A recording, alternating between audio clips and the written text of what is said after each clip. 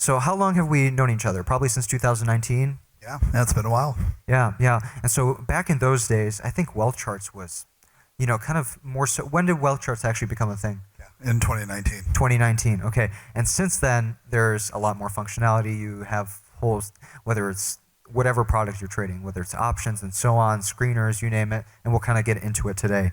I'd like to kind of talk about how you have that trading experience.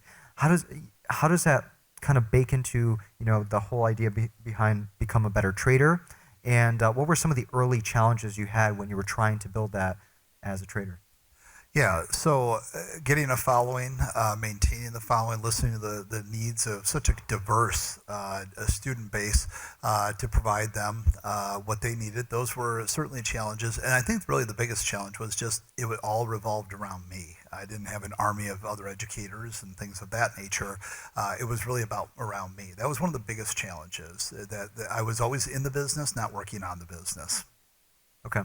And how did you think about scaling that up and finding people who are aligned with your vision or your passion about markets to make this into what it is today? Well, and this is a really important feature for everybody that's out there in the audience that has their own fintech business.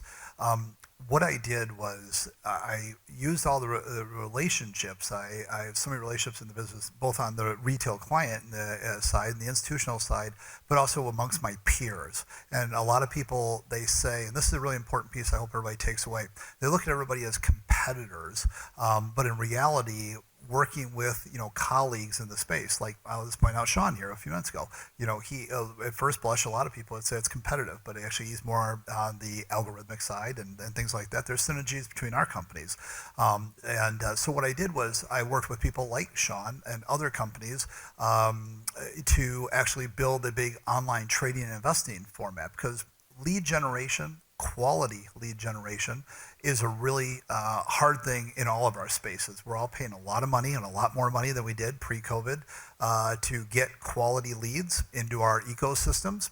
And so what I did was I built a new ecosystem called the Wealth 365 Summit. And so this is a quarterly event that has 60 speakers over a 6-day event, and we do those. We just did one in October. We do them in January, April, July, and October of every year. I've done it for years. Benzinga has been featured on it, as some of the people in this room. So what happened is leveraging those wonderful quality relationships to find a new way to bring audiences to us, so kind of a built-in traffic, but with quality leads and quality education and content. There's a lot of education in the fintech space, but not necessarily all of it quality. There's a lot of leads we can all buy in the fintech space, but not a lot of it quality. As many of you in this room today can probably think of a couple of competitors that you'd also consider maybe be friends or colleagues, and leveraging those relationships. Hey, let's put on a show together. Let's do something special, and then we can drive traffic, to those events and give everybody a great experience. So that's what led to the next phase of Wealth 365 Summits being formed back about 8 years ago. Yeah. So I think that's one of the most natural ways. I mean, when Benzinga's putting events together, at least on the fintech side of things, when this event first started, it was kind of like a deal making. Well, at first it was to recognize people who were disrupting and creating interesting things, but then also to bring people together so they could deal make and so on. And so Benzinga, by that, by doing so, kind of became like this thought leader and so on that people would just naturally gravitate toward for, being put together with other people for information and so on. But obviously, the company grows up and you kind of learn about, what different things people actually want, right? The business changes, right? When we started the digital assets event, it was very much focused on retail market participants, but we grew up to kind of bring together the people who are building those products for those retail market participants, so they have a better experience and they're much more engaged and they last longer as participants. So tell me a little bit about kind of Wealth 365 growing up, the challenges that you had with scaling it, how you thought about some of those challenges and solving them. Yeah, so first of all, finding the right kind of peers and partners and relationships because everybody wants to be in front of audiences, but will they provide the right content? And that's important because remember, I started with the educational side of the business. Many of you have a software platform that you want to share with your audiences. So just think about a difference of me having education, you having a fintech platform of some sort. So finding other people that also have fintech platforms and offer education in similar spaces that you're in, but that are quality and do a good job of it. It's hard. It's a lot easier to find a lot of people that want to be on your show than finding quality content and education. So that was one of the big challenges.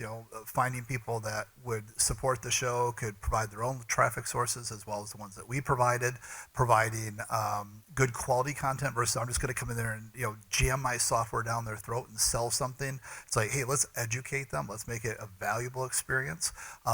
So those were a couple of key challenges, and trying to get the right people to come on. And at that time, there was an industry, kind of thing going on where people are transitioning, they're kind of tiring of some of the physical events, and we're looking for an alternative. So we offered this online solution, but a lot of the wonderful long-term names in our space were not as tech savvy, and the technology was a little bit of a challenge to get them used to using the online technology, especially early on in our online shows. Gotcha. And so the next thing I really want to talk about is kind of the wealth charts journey, right? So what kind of prompted that? And so obviously you built a really big network and audience with Wealth 365. And so, you have this idea, you build on this idea. How did you also think about leveraging that audience and that network to kind of now bring them into that ecosystem with wealth charts? So well charts is basically a legacy play. For me and my family, I have my lovely wife Sarah and my son and my daughter Logan and Mackenzie, and my background was in technical analysis, and so I've always been very partial to chart and technical analysis trading. And so for me, it was kind of coming full circle from my teenage years when I was playing a lot of chess and would always look at the markets and think, several steps ahead to think about. Okay, hey, I think the market's doing this right now, but I think it's going to ebb and flow back to here. So I always enjoyed the markets, but I always came back to technical analysis for me. So, I've always used charts in every single one of those 33 competitions I'd won. I'd use charts for my analysis, and so it was kind of bringing it full circle, something that didn't require me to be in the business each day. Well 365, the first couple of years, it was my relationships that brought those people. Many of you, like I said, have your own fintech softwares here and that. So you have relationships with colleagues, competitors, and that's a great lead source to build these financial shows and that within your specific industries.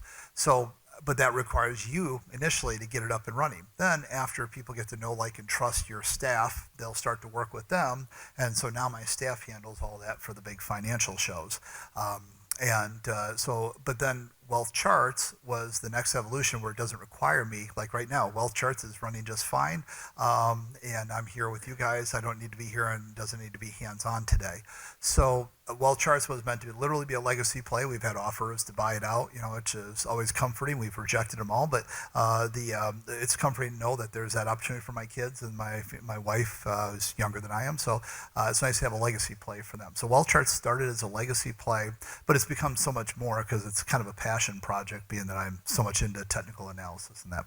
Sure. And so you have charts on that platform, but you have much, much more, whether that's news, um, um, uh, calendars, whatever, name it. But you also have tools, we talked about earlier, we had a panel, we were talking about options markets and so on, and there's just been so much increased participation in those markets. And so with that increased participation, there's a lot you can glean from that information. So talk a little bit about how Wealth Charts has grown up and how you're helping users kind of glean more information from some of these different markets and so on through the tools and the data that you're adding.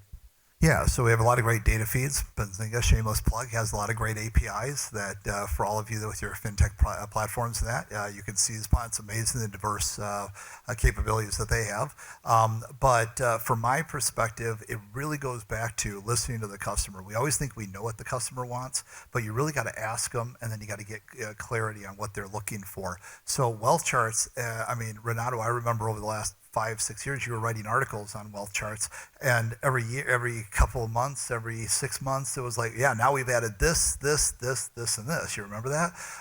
And so, and I know there was a broker that was in the audience a few minutes ago that we integrated with those brokerages, and so we have stocks, futures, options, different types of integrations, because people are like, well, look, I love your platform, but I really love this broker. Can we get them together? So we'd start integrating those platforms. People wanted to code their own indicators on our platform, so we listened. We built WealthScript, coding language. Everything we've done with wealth charts, pretty much 100% of the things that are on wealth charts were user driven. I can't emphasize that enough. We've been fortunate to win a lot of awards over the last several years since coming on, but it's really just because we're giving the audience what they want. That's really our secret to success with wealth charts, and it's been a great legacy play because it doesn't need me to be in the business each day. Yeah, one thing I was talking about earlier with Sean was, what does that discovery process look like? Trying to get that information. What is that demand from that customer? What does that discovery process look like on your end? So we have several. We have an all-day open forum where people can log in throughout the day, Monday through Friday, 9 a.m. to 5 p.m., and they can come in, post suggestions, ask questions. So it's kind of a technical support and also open suggestion format. We have in the upper right-hand corner a little question mark box that allows people to submit questions as well. And I do a Meet the CEO event where people can come and just give me directly their feedback to tell me what new features that they're looking for in the business. And I can't tell you how invaluable it is, because what happens is I get to hear directly from people what they want, and also my team tracks every single request, and then it's basically, Pareto's principle, where are 80% of the requests coming from, right? 80% of the people want this, 20% want this, so let's go build this thing. We can cover 80% of our audience's needs in one particular development. So, having those constant touch points, plus your audience feels like they're part of something. They feel like they're part of a growth of something special. And they feel like they're actually like, I helped build it. I just had people up here today. And there's somebody in my audience sitting here right now who's been with me. I don't know, Stuart, do you mind if I mention it? I mean, you've been with me since the beginning. You're like, I remember when you were just this, and now you have all these wonderful things, right? So there, where it's all about listening to our students and listening to what their needs are, and taking that to heart. Not just say we did it, but to actually develop it. And Renato, you know literally better than anybody. I mean, you've written so many articles over the years about what we've done, the evolution. When month over month, quarter over quarter, that innovation cycle is intense.